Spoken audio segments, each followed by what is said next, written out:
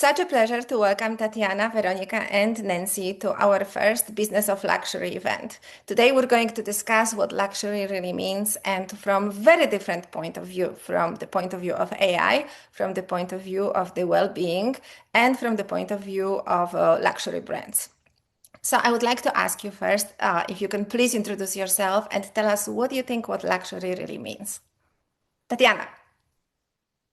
Hi, everyone. Excited to be here for the kickoff of this first session. Quick background on me, 20 plus years leading transformation and customer experience operation and sales at Louis Vuitton, Neiman Marcus, and Disney, to name a few. Led $5 billion in operations, a $1.5 billion P&L, 9,000 employees. I now advise on AI strategy, governance, and implementation for companies and boards.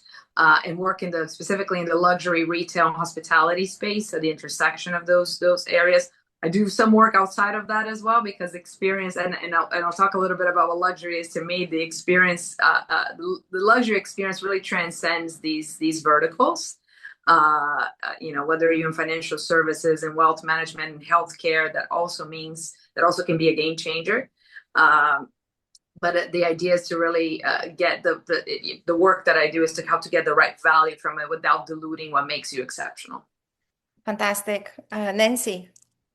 Hi, everyone. My name is Dr. Nancy Richmond. I am a professor at Florida International University, and my specialty area is looking at digital in relation to well-being and finding meaning in a noisy digital world. So thank you so much for having me. Thank you. Veronica. Hi, thank you for inviting me. My name is Veronica Cieslak. I'm a postdoctoral fellow at the Adam Smith Center for Economic Freedom at FIU, and my research focuses on institutional resilience, digital transformation, and just international business overall. So really, for me, luxury is an experience. It's not something that you own, but rather it's how it makes you feel, the story behind it, and the care that really went into creating that luxury. Thank you so much again. Thank you so much for being here. So, Tatiana, let's start with you. Why don't you tell us what is really happening with luxury brands? Where are we going with AI? Can AI really contribute to luxury industry, and in what sense?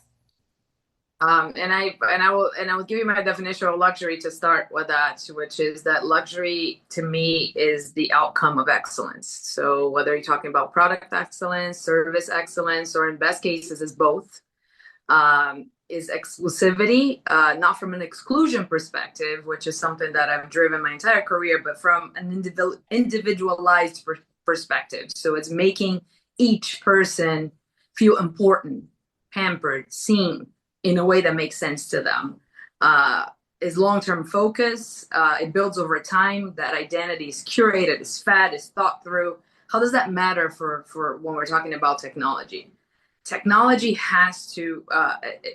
in so many different inflection points, and this is a massive inflection point, the biggest one in our lifetime.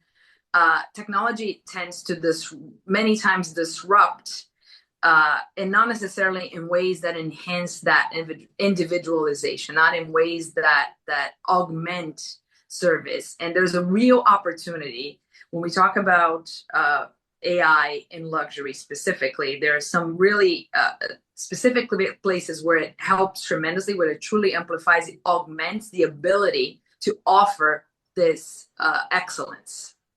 Because it's both, if you're talking about operations or the client experience or any interactions, whether it's with your vendors, with your customers, or with your aspirational customers, AI can play an incredible role in making that, in increasing the quality, improving the reach, and making it really meaningful to the audience. At the same time, it can really fail where it becomes synthetic, where it becomes sort of this chatbot sort of driven experience that, it's, I was joking with somebody, I was talking to somebody last night and saying, this is you just bought an archival, $15,000 archival bag that was designed by an incredible designer, has a ton of history to it. And the next thing you know, you get an outreach to buy a beige suit.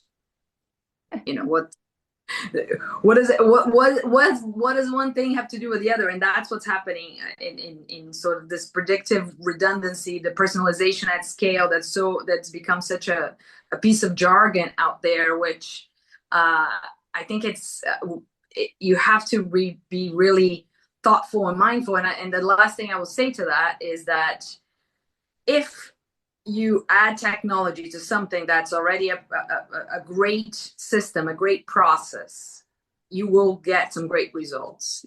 You may take some tests, some fail, some trying again, but you will get great results. The problem is when we're adding technology on top of something that it wasn't that sharp to start with. Your process wasn't in the right place, and so there's a really big question around that, maintaining without diluting the brand, without taking away the genuine connection, and how do you increase excellence? That is so true, very true. When we talk about technology, when we look at technology, it's kind of we look at everything being so automated, which actually that's not the point with AI. It's actually the opposite, right? It's really to go into such a personalization and a very individual approach, right? And Nancy, I would like to take it with you right now. What do you think from your point of view and from your research? You talk a lot about well-being and why well-being is so important. Can really AI be connected to the well-being, and how you see that? Yeah, no, I think this is really interesting because we're in a really interesting time where we have this problem that no one ever really taught us how to live in this world that has fundamentally changed. And it's changing very, very quickly with AI. It's changing so fast that every day I wonder, how am I possibly going to keep up with it? And I'm sure everyone is feeling that way. And it really gives us a moment to pause and to step back to really think about how are we going to use this new technology for good, but also how are we going to remain being able to connect on more of a human level. And I do think that the two can go hand in hand, but I think that we have to be mindful about how we do that. And so I created a framework actually called Keep Shining, which really is a human-centric framework about helping people think about how are they going to use technology, how are they going to live in this digital world, and how are they going to find meaning. So when I think about luxury, I really think about how can you bring more meaning and purpose in your life. So purpose is one piece of it, but the other piece of it is the connection piece. How are you going to connect with a feeling, with other people? And I think that that's really what luxury brands can do. And if they can tap into that noise that people are feeling, they can figure out a way to connect at a deeper sort of human level. I think that that's really where the future is right now. Veronica, you did a lot of research about AI. So do you think AI can actually eliminate the noise and can really bring what is the best to to every customer that's out there? I think to some extent, yes, because if we think about it, AI can be made very personalized. So with AI, you know what you are kind of getting, you know what you are purchasing. So this is one of the positive sides of AI that actually, there is gonna be someone, AI is gonna know you. There are so many examples. For instance, now luxurious companies are focusing on perfumes where you just go, you describe your personality, you write what you like, your hobbies, and then AI helps you to create your own unique perfume. So really, sometimes we think about how AI takes it away, this uniqueness, but I do believe that to some extent, AI can also kind of extend this and make the focus more on myself and on my unique traits and characteristics. So let's go back to branding. What do you believe would be the most important part of the brand right now when the brand is being created? And we're going to look at a lot of luxury brands that are going to start, moving forward with a very different direction. As we know that the prices were skyrocketing not long ago in the luxury sector, but are we really getting more clients? I really don't know about that. So what do you think? What's going to be kind of a future for luxury, Tatiana, from your perspective and from your experience? I think there are from the future, and to your point, there's been a lot of change, and in the past year to 2 years, a lot of the luxury brands have not performed to expectation. It's a known fact. A lot of the giants are not performing to their own set expectations at this moment. So there's a lot of questions around what that will look like. There's an interesting stat from it's reported that 75% of brands are adopting AI in luxury, but 67, this is McKinsey's data, only 67% are seeing, the other way, 67% are seeing no impact on brand perception. So you have a situation where technology is at the center, at the forefront of a lot of them trying to figure out what this looks like, but implementation is far outpacing intention in here. So I think that there is a tendency to fall into automation, to fall into this sort of jargon of the personalization at scale, which again, it's very, yes, can you personalize at scale? Sure, but if you're already doing the right thing before, what I mentioned, right? If you're personalizing correctly to start with, if you are applying your brand principles, if you are doing the right thing. So I think there are three key things that we gotta keep in mind as the skill sets for any luxury brand or any luxury profession to be able to thrive. The first one is discernment, right? Knowing what is worth saying and what you shouldn't be talking about. So that having that clarity, and that clarity only comes from clarity of objectives and not trying to sort of hit everything, right? That's been another phenomenon we've seen in the last few years. When things aren't working, kind of start trying all sorts of different things instead of really sticking to something which is the opposite of building a luxury identity. The restraint, which is knowing when not to speak, when not to move forward with a product, when not to, I'm going to say speak, and you can translate to anything that they're doing, when not to go into a new category of products, when not to expand operations into, so knowing what not to do. And then judgment. So data versus meaning. I think there's a really big discussion right now, especially with agentic AI, on what is the place in which AI suggests versus where AI decides. So getting to that right balance. Actually, very good point.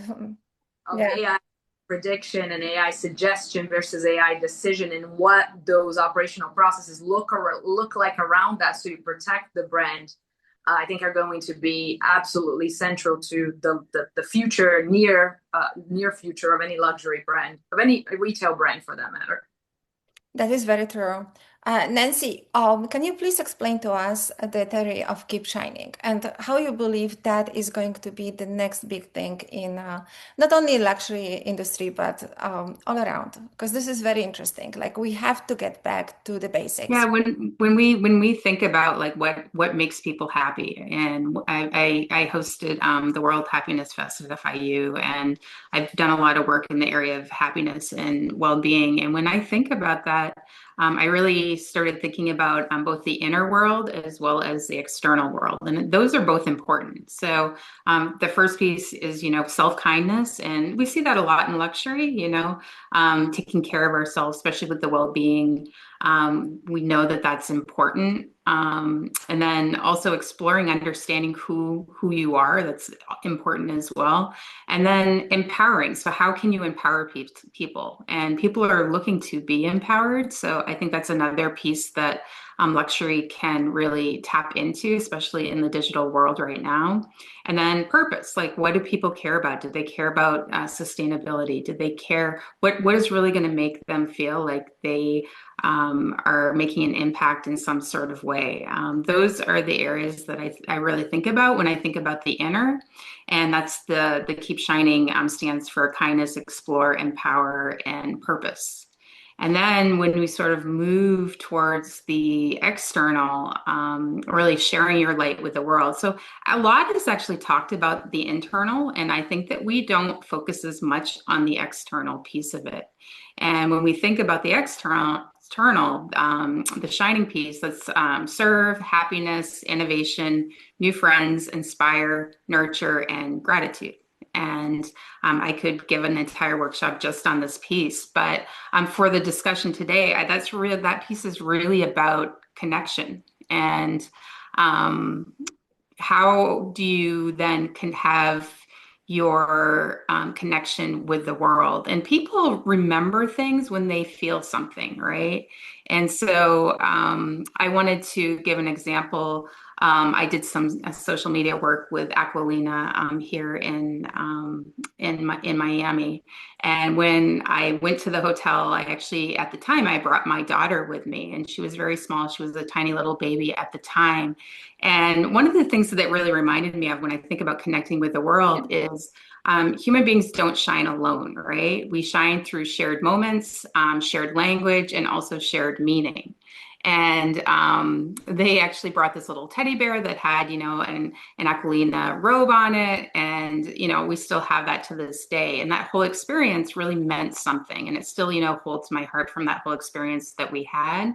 And so it's not just about connecting with the products, but also connecting people in some sort of way. And for whether it's your family or it's your friends or it's the people that you're interacting with, that's critically important for meaning and for well-being, especially in a digital era when, we have all these avatars and we have all this stuff that's not real online, right? So those in-person connections are actually going to be more important than ever.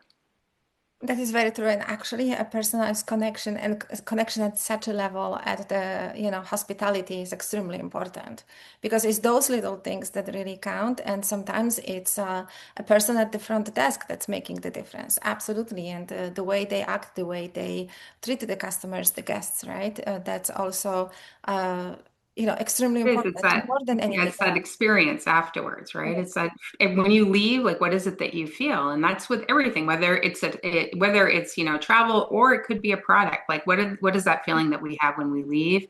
And because we're feeling so stressed out and there's so much noise all the time, that really we have to think about how can we give that experience of connection or space and to attention, to thinking about self-kindness. I think that that's really important for brands to figure out how to kind of connect in that way. And that is extremely valuable. So Nancy, what do you think? What is going to be next for the framework? Where do you want to implement this?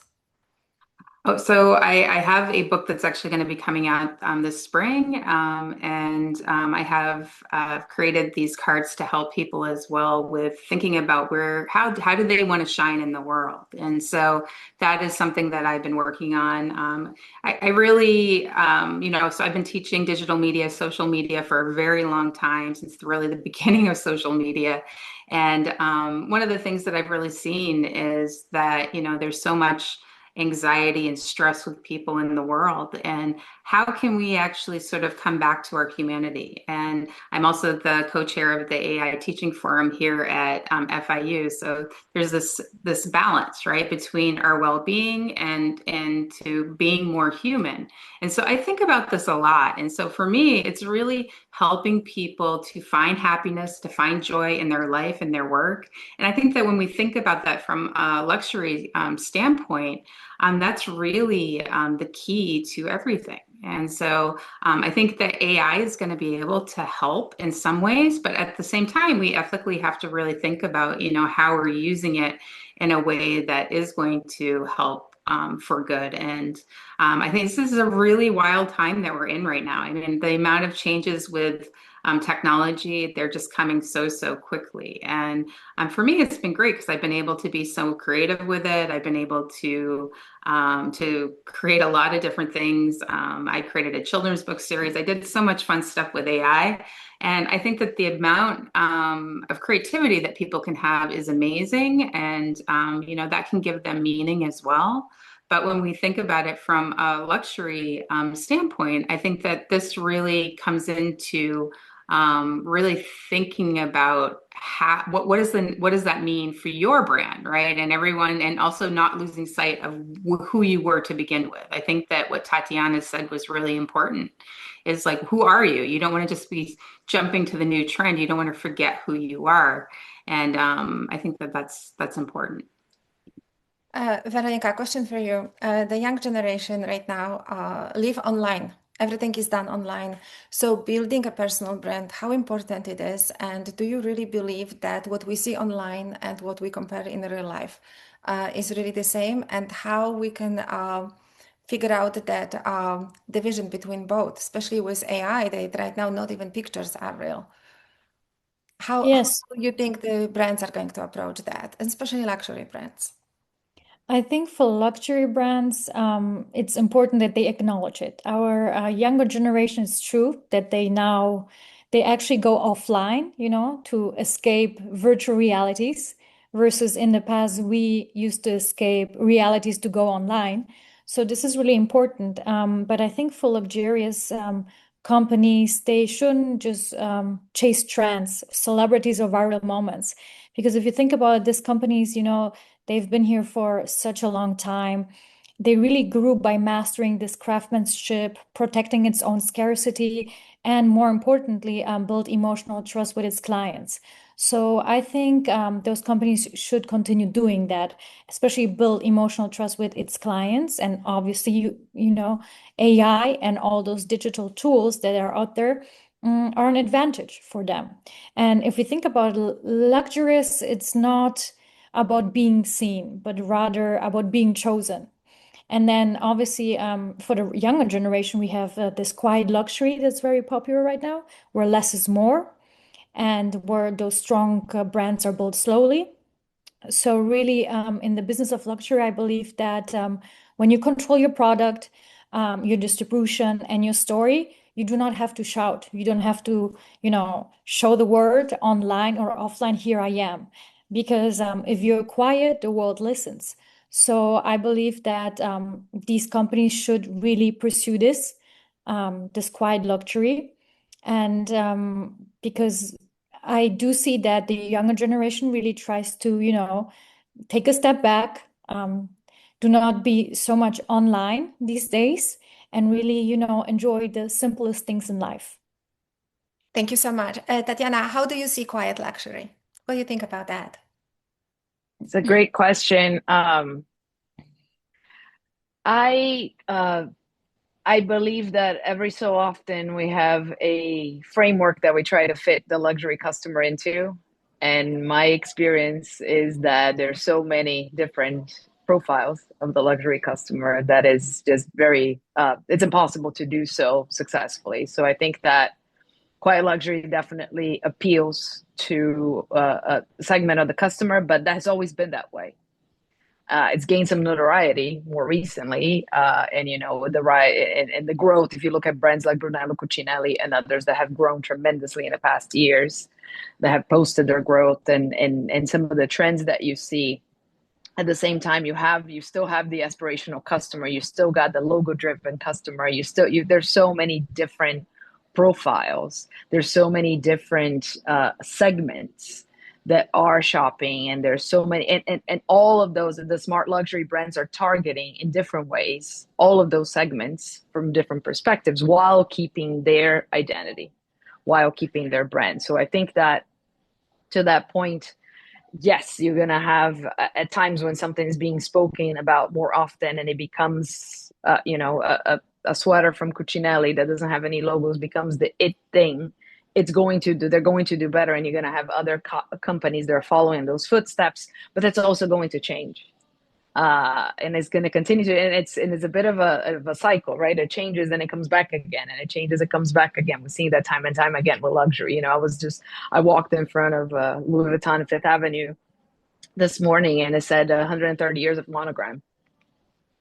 So these are not things that just started. And I try to think about that, and I think that the work with Louis Vuitton and LVMH has taught me that in a very deep way. Of, it's a long play. It's a long. Now, it doesn't mean, to the point that Veronica was making, it doesn't mean that it shouldn't take advantage of the moment, and they shouldn't capitalize on that connection with a new customer, with someone that maybe wasn't shopping with that brand before. And that's the dream of every brand, is to continue to create the pipeline, to continue to feed the desirability of the brand over time. And so I think that's absolutely. And another thing that, I think I haven't mentioned, that I am particularly very excited about with AI in the space, and with tech in the space, is the ability for us to try things that have not just I think we're still very much thinking about what's been done and how to automate it, how to make that better. But I am very much looking forward to these times now when we're thinking about things differently and trying to do things that we've never done before, because this now allows from both a scaling perspective, but also a cost perspective to try more things.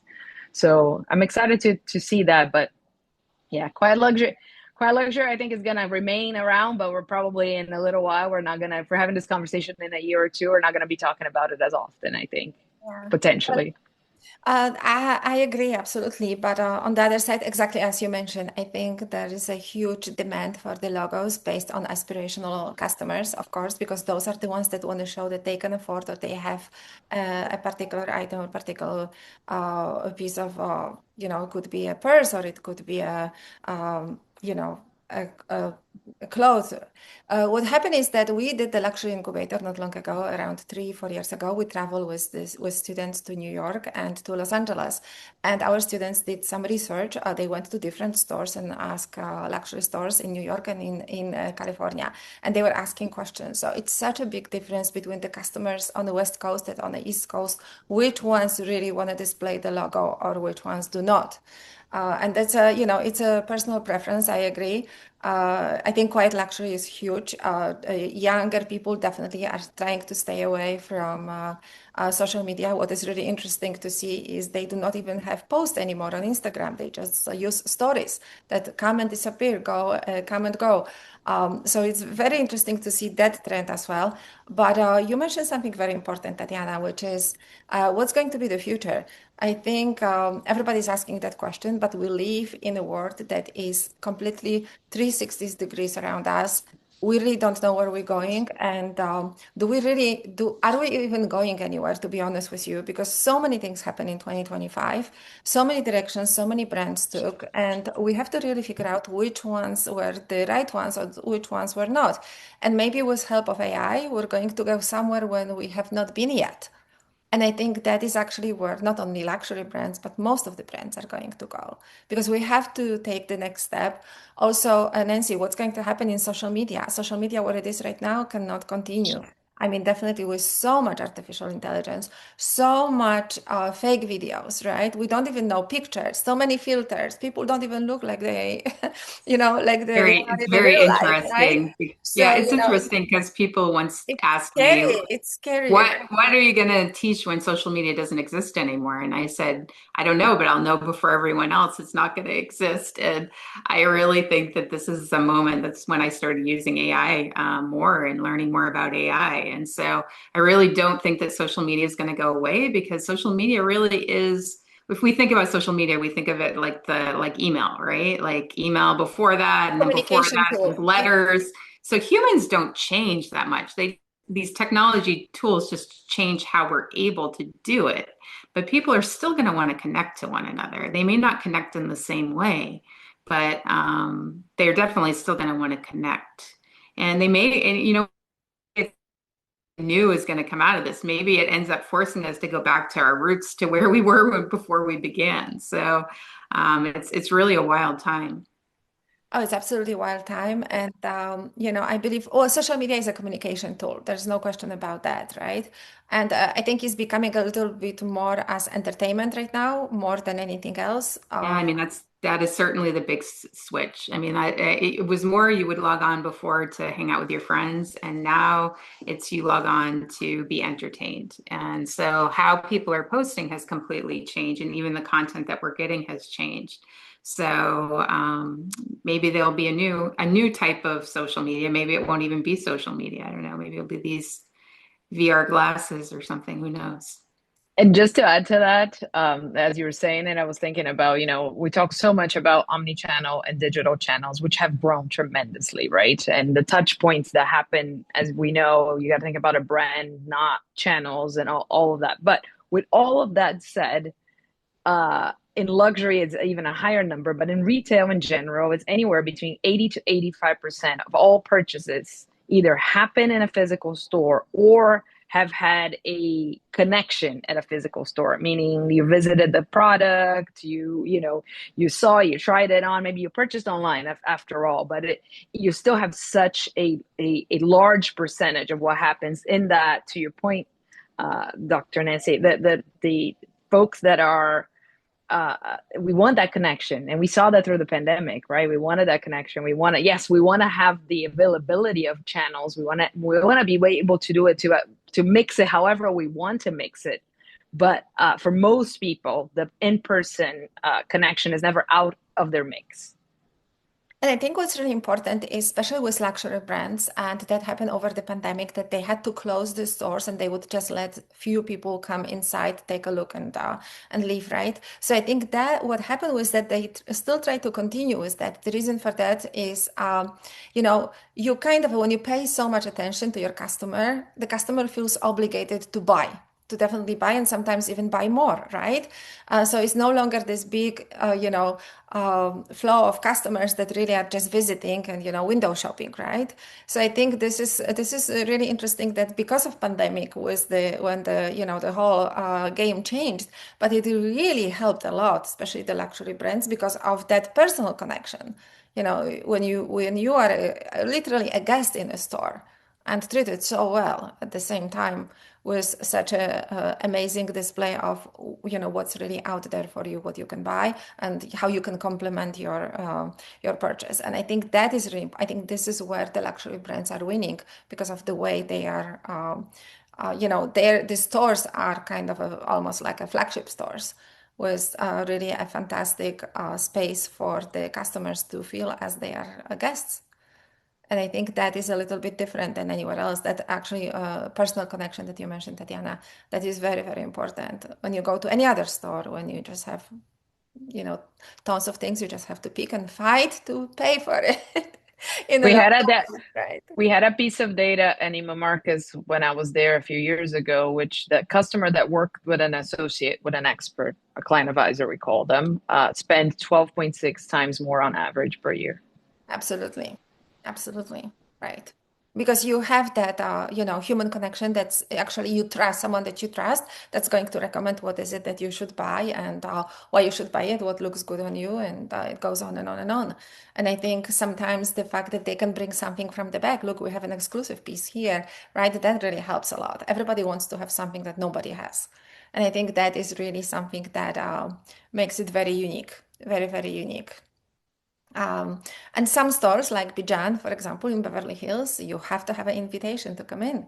And this is really interesting, but the customer service that they have is really spectacular. It's really spectacular. When you're a customer over there, everything is around you. Everything involves around you, which is really a very special level of customer service.